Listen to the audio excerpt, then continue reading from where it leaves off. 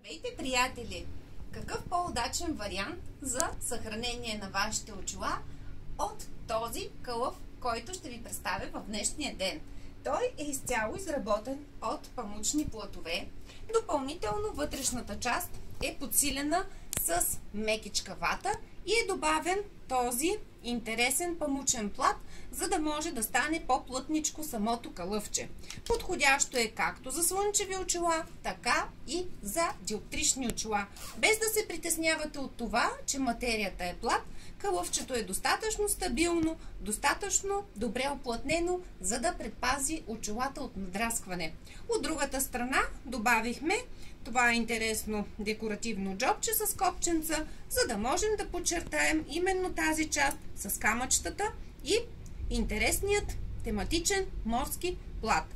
Допълнително към тази част добавихме тази хълкичка с идеята по лесен начин да прикрепите кълъвчето към вашата вътрешна част на дамската чанта и бързо и лесно да откривате своите очила. Когато ви омръзне да използвате кълъвчето за очилата си, можете вътре да приотявате и мобилният си телефон.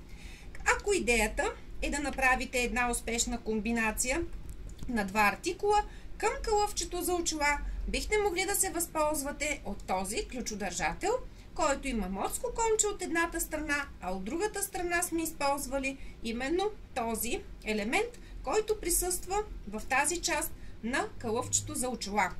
За завършек на идеята, ако е подарък с морска тема, можете да се възползвате и от една декоративна котвичка сувенирче, която е изработена с техника декупаж и можете да си я грабнете като спомен от лятото.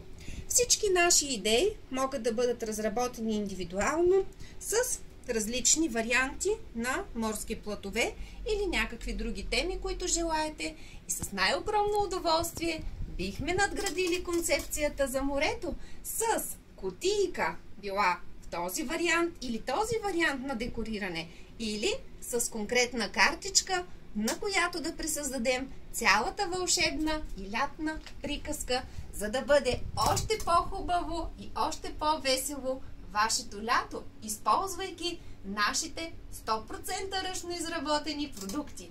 Искрено се надявам, че тази наша идея ви е допаднала. По традиция ще ви благодаря за вниманието и вдигам котва и ви казвам до нови срещи!